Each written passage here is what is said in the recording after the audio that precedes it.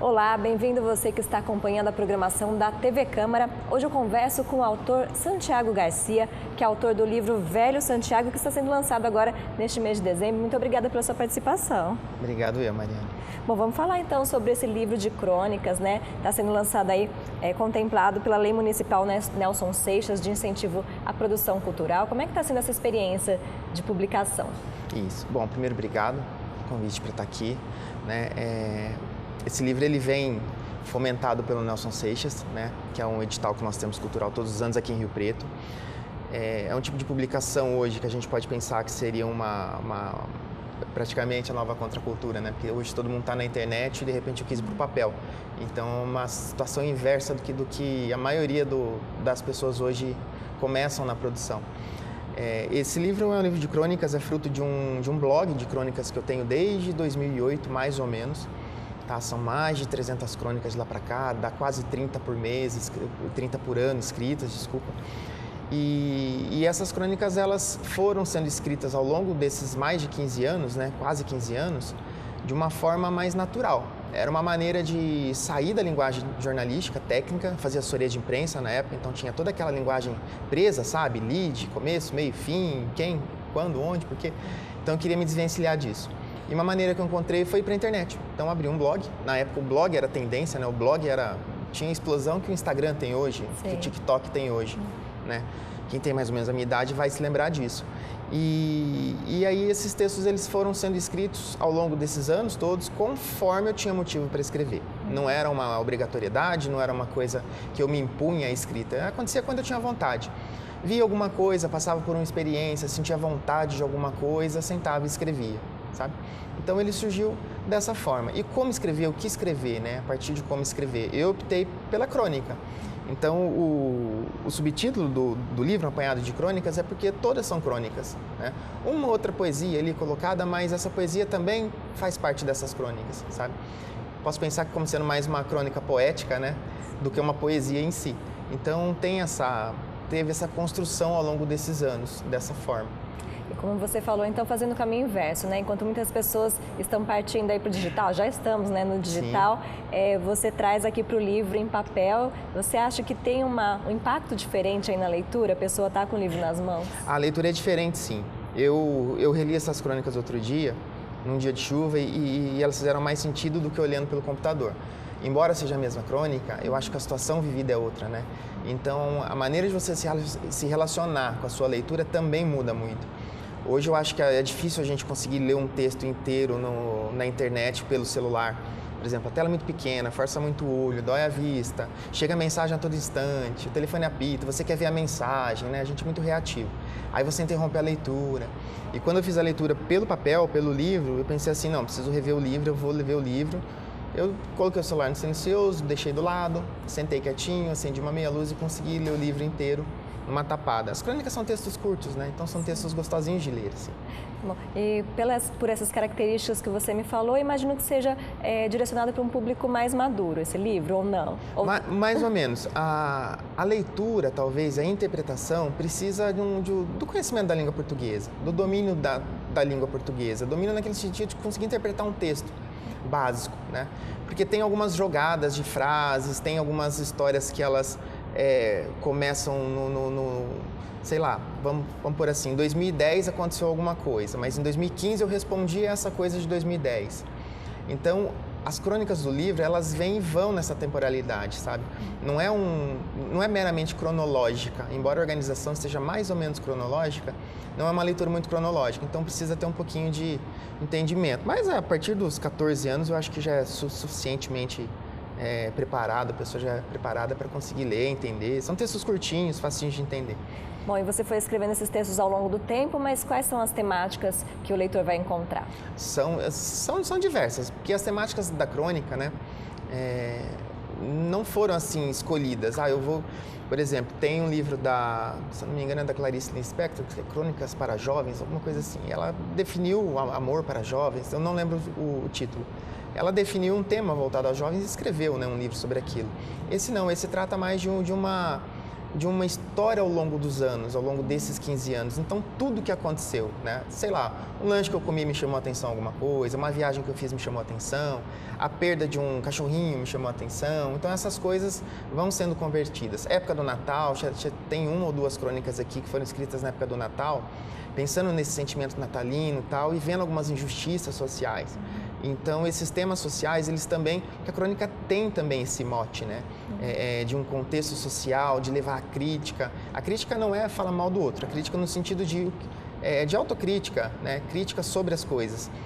O que está errado, o que está certo, o que eu posso mudar, melhorar na minha cidade, na minha sociedade.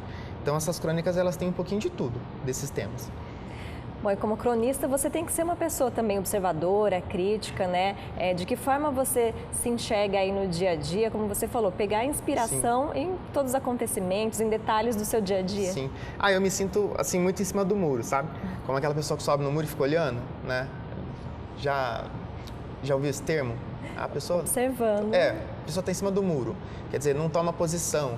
Eu acho que esse aspecto do cronista, de observar as coisas com um certo distanciamento, mas vivendo aquela coisa, porque a gente não deixa de estar em cima do muro, estando em cima do muro. Então, a gente faz parte dos dois lados do muro, né? Então, a gente precisa ter essa visão de o que eu estou vendo, o que é importante para mim, por que me mexe, né? Como que eu quero escrever para também mexer no outro. Eu quero dizer, provocar de alguma forma, né? Deixar a pessoa mais curiosa, mais instigada. Uma coisa assim. E você é jornalista, fotógrafo, professor também. De que forma essas funções influenciam na sua escrita? Ela influenciou no começo pelo jornalismo, né? Que sou formado em jornalismo, então tinha que escrever. Aí eu gosto de escrever, sempre gostei, desde o ensino médio. Acho que por isso que eu fui para o jornalismo, inclusive. Rompi com essa linguagem técnica mais pesada por meio dessas crônicas e de alguns contos menores, assim. Menores no sentido de tão perdidos em algum lugar do HD, sabe? Coisas mais aleatórias. E esse papel de ter um olhar perspicaz, sabe? De se colocar numa situação perspicaz de observação. Isso é importante, sabe? Não é uma coisa totalmente passiva, tá? Eu não estou vendo e, nossa, aconteceu... Não, eu estou vendo, entendendo e pensando o que está acontecendo e como que eu vou colocar isso num texto. Tem uma intencionalidade, não é por acaso, né? E aí é um esforço que a gente faz, né? Mas um esforço já cotidiano, então já é meio que naturalizado no meu andar pela vida, digamos assim. Tá certo. Vamos falar um pouquinho sobre o livro, então? Eu gostaria que a gente mostrasse a capa dele. Essa capa, ela faz uma alusão ao termo Velho Santiago, ele tem um mote que é o seguinte, eu sempre escrevi como se tivessem 3 personagens ali dentro, são 3 alter egos, na verdade, o menino, o moço e o Velho Santiago. E cada um com as suas figuras características, né? A inocência da criança, aquele sentimento pueril, o moço já é aquele mais centrado, aquele que tem responsabilidade, tem que pagar conta, e o velho já é aquele mais que já passou por tudo isso, já tem a sua pensãozinha, já não está muito preocupado com muita coisa, né? Então, pegando esse mote, eu lembrei de uma foto que eu tinha tirado do meu pai, do meu avô e do meu tio, há cerca de 20 anos, mais ou menos, tá? Na época da faculdade, que foi um trabalho de faculdade, trabalho de fotografia na faculdade. Tinha que fazer retratos, eu fiz retratos da minha família na época. É uma foto analógica, né? Eu escaneei, achei o negativo, graças a Deus. Escaneei e pensei em montar a foto, porque ele representa, né? O menino, no caso o meu tio, que é o mais jovem dos 3 homens da família, o meu pai, que é o moço, a idade do meio, e o meu avô, que consequentemente é o mais velho dos 3. Então eu achei que essa imagem ela formava essa tríade que eu precisava, né, para dar um contexto para o livro, para dar um mote para o livro. Mas o livro não é sobre a minha família, tá? Isso aqui é só uma metáfora visual do que representa o menino velho e o moço Santiago. Uma referência então de aprendizado com o passado, visão do futuro também. Sim. Tudo e também isso. Sentir o momento, né? Sim. E no dia a dia aí da escrita, você conciliando com a sua profissão também, tem tempo para escrever aí todo dia? Como é que é? Não, tempo para escrever todo dia não, até porque não tenho esse ímpeto de escrever todo dia, mas a gente às vezes liga o automático, né? A verdade é essa. Então às vezes a gente passa por coisas que a gente não para pensar sobre essa coisa. Mas quando alguma coisa chama atenção, algum fato, algum relacionamento, sei lá, 2 pessoas na rua, e aí eu fico com aquela ideia, às vezes, martelando na cabeça, e quando eu chego em casa, vou fazer minhas coisinhas domésticas, tal, tomo meu banho, aí à noite eu vou pro computador, eu sento, aí é o momento de como que eu vou transformar isso em crônica, né? Não tem essa reflexão toda mais, já é bem bem mais automatizado, naturalizado. Eu sento e escrevo, né? Sempre de uma maneira puxando um pouquinho para essas crônicas. Tem diversos tipos de crônica, né? Eu uso muita narrativa, aquele que fala do eu, do ele, do ela, tal, mas também com uma pegada um pouquinho mais melancólica, nostálgica. Então essa crônica ela tá ali entre a narrativa, a poética e a lúdica. Então fica nesse, dependendo da situação. Se é uma situação mais engraçada, vai ser uma crônica mais narrativa. Se é uma situação entre pai e filho, sei lá, namorados, alguma coisa assim, aí eu já vou pro poético, pro lúdico. Então, eu sempre fazendo essas transições, mas muito naturalmente, tá? Sento e faço. Quem quiser conhecer, então, descobrir todo esse conteúdo, como é que faz para ter acesso ao livro? Tem o Instagram do Velho Santiago, né? Porque eu tentei também sair do blog pro Instagram, mas eu também senti uma resistência, porque eu saí do 6 por meia dúzia, né? Mas lá é uma fonte de contato, então é @Velho Santiago. Lá dá para fazer o contato, mandar mensagem, pedir o livro, aí a gente combina por ali, né? É um livro de produção independente, então tem um custo, tá, para fazer o livro.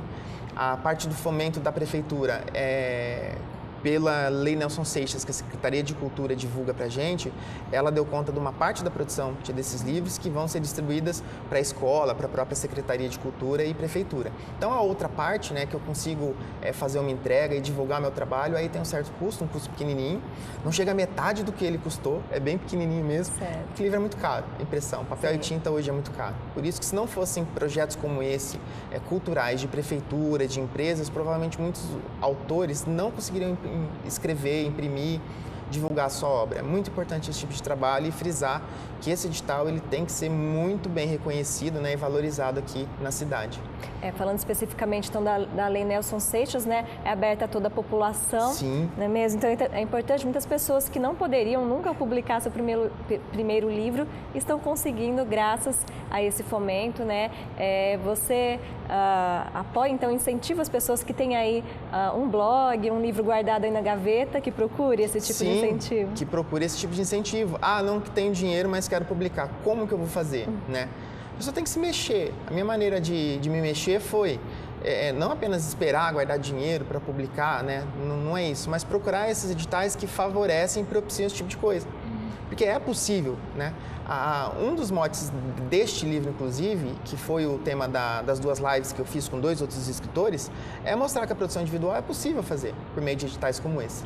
Então, não vou dizer que não faz quem não quer, porque fica um pouquinho pesado, mas é possível, está acessível para todo mundo fazer. Tem que ter um projetinho legal, né? Tem que ter um objetivo, tem que ser um trabalho bom, bem feito, né? Como qualquer coisa, né, Mari, que a gente vai fazer.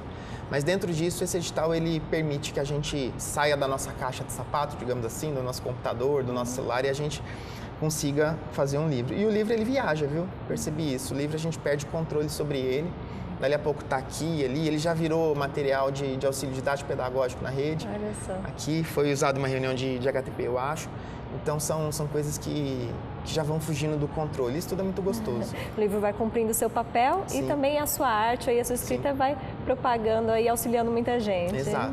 Tá certo. Muito obrigada, parabéns pelo lançamento. Obrigado eu. Espero que quem gosta de crônica, né, possa compreender um pouquinho esse projeto e acessar o livro, né? Vai lá, Velho Santiago, a gente conversa por lá e fica fácil. Não está em livraria, não está em editora, tá, Mari? Frisar isso, porque é produção independente, mas pelo Instagram vocês conseguem assistir tanto as lives, né, quanto também solicitar o livro.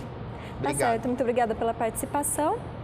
E você continua com informações sobre os escritores de nossa cidade aqui na TV Câmara, o canal do Legislativo. Até mais!